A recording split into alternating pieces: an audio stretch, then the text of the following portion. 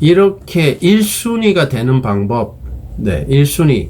쉽게 말하면 1순위는 달리기로 치면은, 마라톤으로 치면은, 네, 선두 그룹으로 보시면 되겠습니다. 앞서가는 그룹이죠. 선두 그룹으로 보시면 되겠습니다. 이제 이렇게 1순위 자격, 선두 그룹이 결정되고 나면은, 선두 그룹, 즉 1순위에서 경쟁을 하게 되는데요.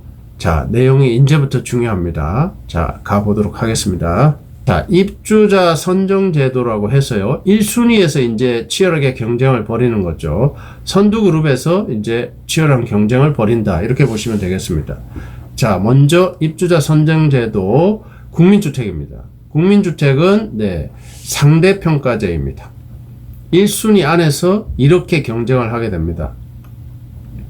자, 전용 면적 40제곱미터 이하, 40제곱미터는 12.35평 정도 되겠습니다. 네, 전용 면적 40제곱미터 이하의 경우는 3년 이상 무주택 세대 구성원으로서 납입 인정 회차, 네, 청약 저축을 불입한 횟수가 많은 순으로 결정을 합니다. 횟수 많은 순으로 결정을 하는 거죠. 그리고 전용 면적 40제곱미터 12.35평을 초과하는 국민주택은 역시 3년 이상 무주택 세대 구성원으로서 납입 인정 금액이 많은 순입니다. 네, 40제곱미터 이하인 경우는 이하 국민주택은 납입 인정 회차, 납입 횟수, 불입 횟수가 많은 순으로 결정을 해버립니다. 그런데 40제곱미터 12.35평을 초과하는 국민주택은 납입 인정 금액입니다. 납입 인정 금액으로 결정을 합니다. 이 기준은 네, 잘 알아두셔야 할 것 같습니다. 다음 민영주택입니다. 민영주택은 이제 가점제, 청약 가점제가 나오는데요.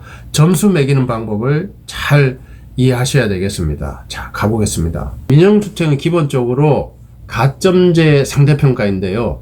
입주자 모집 공고일 현재, 입주자 모집 공고일 현재 기준으로 청약 점수, 가점 점수가 가장 높은 순으로 입주자를 네, 1순위 선두그룹 안에서 결정하는 입주자를 네, 최종적으로 결정하는 그런 점수가 되겠습니다. 일명 청약 가점 제도라고 부릅니다. 자, 점수를 한번 살펴보도록 하겠습니다. 세 가지가 있습니다. 무주택 기간, 부양가족, 그 다음에 청약 저축, 가입 기간, 이렇게 세 가지가 있는데요. 총점은 84점입니다. 한번 가보도록 하겠습니다.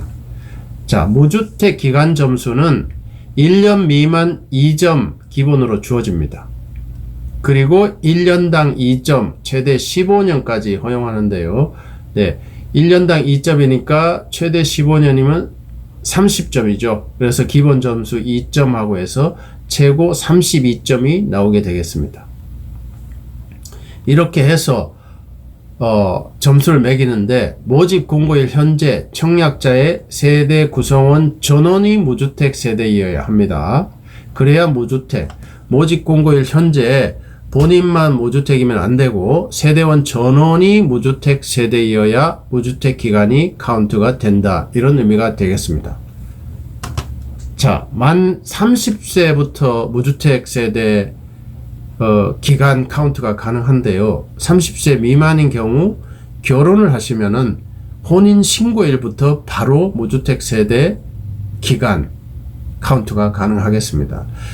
참고로 결혼식이 아니라 혼인 신고일입니다. 그렇기 때문에 네, 결혼식을 하지 않더라도 혼인 신고를 하시면은 무주택 세대 기간 카운트가 가능하겠다. 이런 의미가 되겠습니다. 중요한 포인트입니다. 혼인 신고일이 되겠습니다.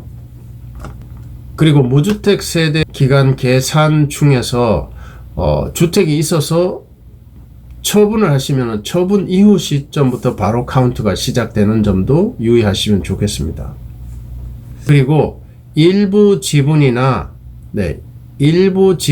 분양권, 입주권 등을 소유하는 경우에도 유주택 세대로 보기 때문에 기간 카운트에서는 제외되겠습니다. 그리고 주택이 있어도 무주택으로 인정되는 특례 7가지가 있는데요. 이 7가지는 나중에 별도의 영상으로 자세히 올리도록 하겠습니다. 그리고 두 번째 부양가족 점수인데요. 부양가족 점수 본인을 기본적으로 5점을 배정해주고 네, 나머지 부양가족 1명당 5점 해서 최대 6명까지 30점까지 추가할 수 있습니다. 그래서 본인 5점 플러스 부양가족 점수 30점 해서 최대 35점까지 나올 수 있겠습니다. 참고하실 내용으로는 배우자는 주민등록상 분리되어 있어도 인정이 되고요. 네, 직계존속은 최근 3년 이상 계속해서 끊김없이 주민등록에 함께 등록되어 있어야 인정되고요. 직계비속은 기본적으로 미혼인 자녀만 인정됩니다. 결혼을 하지 않은 자녀만 인정됩니다. 미성년자가 아니라 미혼인 자녀, 30살이 넘어도 혼인을 하지 않으면 인정을 해주겠다, 이런 의미죠. 네, 미성년자가 아니라 결혼하지 않은 미혼 자녀임에 주의하시기 바랍니다. 그리고 특히 유의하실 내용은 30세 이상 미혼 자녀는 무조건 되는 게 아니고요. 최근 1년 이상 계속해서 주민등록에 함께 등재된 경우만 인정된다는 사실입니다. 유의하시기 바랍니다. 세 번째, 청약통장 가입 기간 점수인데요. 6개월에 1점, 1년에 2점 기본적으로 주어지고요. 기본적으로 2점 이렇게 주어지고 그 다음부터는 1년에 1점입니다. 그렇게 해서 최대 15년까지 해서 15점이 가산될 수 있어서 네, 청약통장 가입 기간 점수는 최대 17점까지 나오게 되겠습니다. 청약통장 가입 기간 점수에서 참고하실 내용은 입주자 모집 공고일 현재 청약자의 청약통장 가입 기간을 기준으로 하는데, 청약통장의 전환이나 용도 전환이나 청약통장의 명의 변경 등을 한 경우에도 순위 기산일인 최초 가입일 기준으로 기간을 카운트한다는 점입니다. 그렇다면 명의 변경, 청약통장 명의 변경이 가능할까요? 왜 이런 명의 변경이라는 말이 왜 나왔을까요? 네, 상속의 경우가 인정되기 때문에 그렇습니다. 명의 변경이 가능한 경우는 유일하게 네, 예금주의 사망으로 상속되는 경우만 명의 변경이 가능하겠습니다.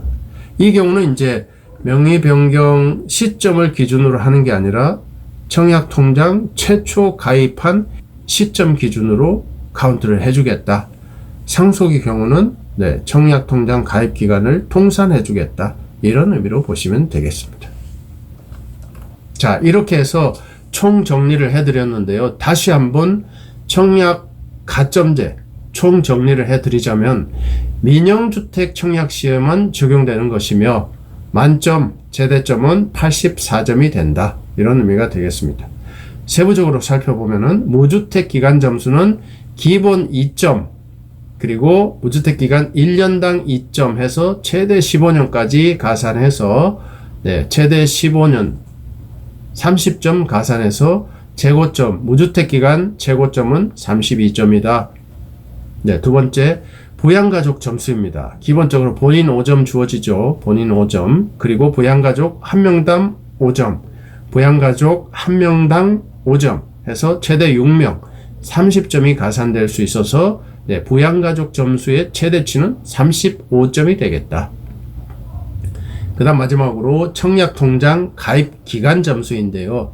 6개월에 1점, 1년에 2점 기본적으로 주어지면서 1년당 1점 해서 최대 15년까지 가산되기 때문에 15점이 가산돼서 네, 청약통장 가입 기간 점수는 최대 17점이 되겠습니다. 그래서 네, 32, 35, 17 무주택 기간 32점, 부양가족 35점, 청약통장 17점 해서 최대점은 84점이 된다. 이런 의미가 되겠습니다.